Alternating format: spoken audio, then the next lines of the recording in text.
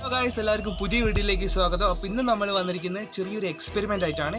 എന്ത് എക്സ്പെരിമെൻ്റ് ആണെന്ന് ചോദിച്ചിട്ടുണ്ടെങ്കിൽ, നമ്മൾ വിഷുവിനൊക്കെ ഒരു പാമ്പ് ഗുളിക എന്ന് പറഞ്ഞ സാധനം വാങ്ങാൻ കിട്ടും. അതെങ്ങനെ നമുക്ക് സുഖമായിട്ട് വീട്ടിലുള്ള സാധനം വെച്ച് ഉണ്ടാക്കാമെന്നാണ് നമ്മൾ ഇന്ന് നോക്കാൻ പോകുന്നത്. അപ്പോൾ ഇതിന് വേണ്ട സാധനങ്ങളൊക്കെ നമുക്ക് വീഡിയോയിൽ കാണാം. അപ്പോൾ നമുക്ക് പറഞ്ഞ് ബോറടിപ്പിക്കുന്നില്ല, നമുക്ക് നേരിട്ട് വീഡിയോയിലേക്ക് പോകാം.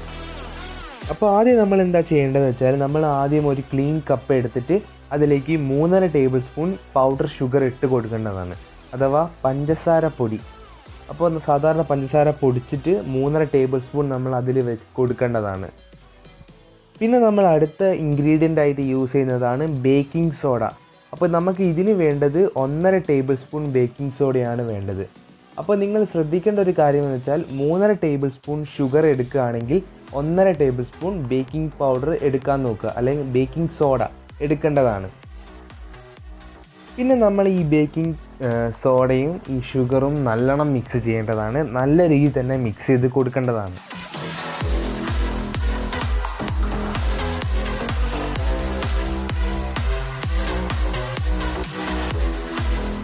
പിന്നെ നമ്മൾ അടുത്തായിട്ട് ചെയ്യേണ്ടത് വെച്ചാൽ, കുറച്ച് മണലെടുത്തിട്ട് അതിലേക്ക് ഈ മണ്ണെണ്ണ ഒഴിച്ചു കൊടുക്കേണ്ടതാണ്, മണ്ണെണ്ണ അല്ലെങ്കിൽ കെറോസിൻ. അപ്പോൾ അത് ഒഴിച്ച് കൊടുത്തിട്ട് നമ്മൾ നേരത്തെ ഉണ്ടാക്കി വെച്ച് ആ വൈറ്റ് പൗഡർ നമ്മൾ ഈ മണലിൻ്റെ മേലേക്ക് വെച്ച് കൊടുക്കേണ്ടതാണ്. അപ്പോൾ ഈ ഷുഗറും ഈ ബേക്കിംഗ് സോഡയിലും വെറുതെ തീ കൊടുത്തിട്ടുണ്ടെങ്കിൽ അത് കത്തൂല. അപ്പോൾ അതുകൊണ്ടാണ് നമ്മൾ ഇതിലേക്ക് കുറച്ച് കെറോസിൻ ആഡ് ചെയ്യുന്നത്. അപ്പം നമുക്കിത് തീ കൊടുത്ത് നോക്കാം. അപ്പോൾ തീ കൊടുക്കുമ്പോൾ ആ വൈറ്റ് പൗഡറിൻ്റെ മുകളിൽ കൊടുക്കാൻ നോക്കുക, അല്ലാണ്ട് തീ പിടിക്കാൻ ചാൻസ് വളരെ കുറവാണ്.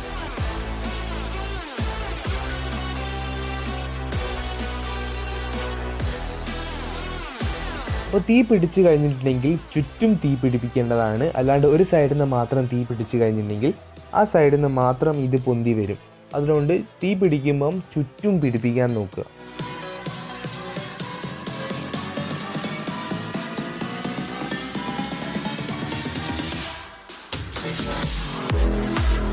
അപ്പോൾ ഈ എക്സ്പെരിമെൻ്റ് ഏകദേശം എനിക്ക് വേണ്ടി വന്നത് ഒരു അരമണിക്കൂറോളം ഞാൻ എടുത്തിട്ടുണ്ട് ഇതിൻ്റെ ഒരു സ്ട്രക്ചറിലേക്ക് വരാൻ വേണ്ടിയിട്ട്. പക്ഷേ അത് ഒരു അട്ടർ ഫ്ലോപ്പായിരുന്നു ഞാൻ പറയൂ, കാരണം അത്രയും സമയമൊന്നും വെയിറ്റ് ചെയ്യേണ്ട ആവശ്യം വരുന്നില്ല. അപ്പോൾ നിങ്ങൾ കാണാവുന്നതാണ്, ഏകദേശം ഇതേ ഷേപ്പിൽ കിട്ടാൻ വേണ്ടി എനിക്ക് അരമണിക്കൂറോളം വേണ്ടി വന്നിട്ടുണ്ട്.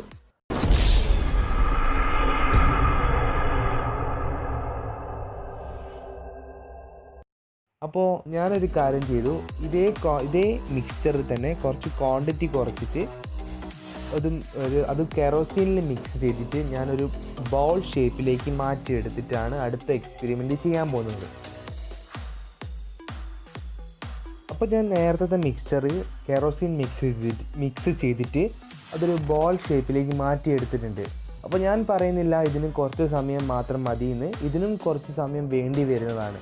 ഏകദേശം 10 മിനിറ്റോളം വേണ്ടി വരും ഇതിനെ ഫുൾ ആ റിയാക്ഷൻ തുടങ്ങാൻ വേണ്ടിയിട്ട്. കാരണം ഒരു സെർട്ടൈൻ ടെമ്പറേച്ചറിൽ മാത്രമേ നമ്മൾ വിചാരിക്കുന്ന പോലത്തെ റിയാക്ഷൻ സ്റ്റാർട്ട് ചെയ്യുള്ളൂ. അതുവരെ നമുക്ക് എന്തായാലും വെയിറ്റ് ചെയ്യാം.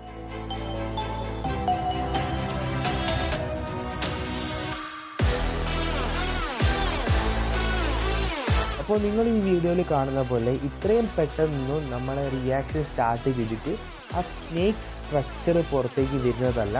അപ്പോൾ നിങ്ങൾ കാണാൻ വേണ്ടിയിട്ട് അത് കുറച്ച് ഫാസ്റ്റ് ഫോർവേഡ് ചെയ്യുന്നതാണ്.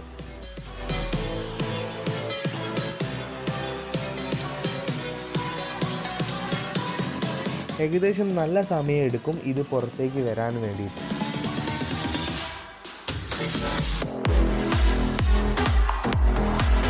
അപ്പോൾ അതിൻ്റെ ഇടയിൽ നിങ്ങളെ ഈ തീ കെട്ട് പോകുകയാണെങ്കിൽ അതിലേക്ക് കുറച്ച് കെറോസിൻ ഒഴിച്ചിട്ട് തീ കൊടുക്കേണ്ടതാണ്, അല്ലാണ്ട് നമ്മളെ റിയാക്ഷൻ പൂർണ്ണമാവുന്നതല്ല.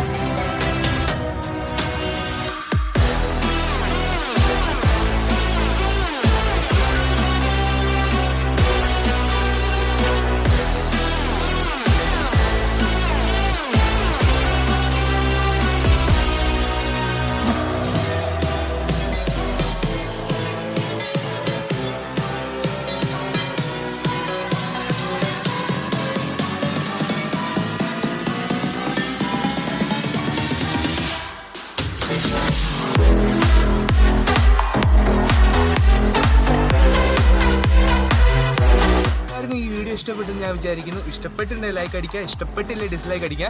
പിന്നെ ഞങ്ങളുടെ ചാനലിൽ പുതിയതാണെങ്കിൽ സബ്സ്ക്രൈബ് ചെയ്യാൻ മറക്കരുത്. പിന്നെ തൊട്ടടുത്ത് കാണുന്ന ബെല്ലൈക്കൺ എനേബിൾ ചെയ്യേണ്ടതാണ്. അപ്പോൾ മറ്റൊരു വീഡിയോയിൽ കാണുന്നവരെ എല്ലാവർക്കും ബൈ.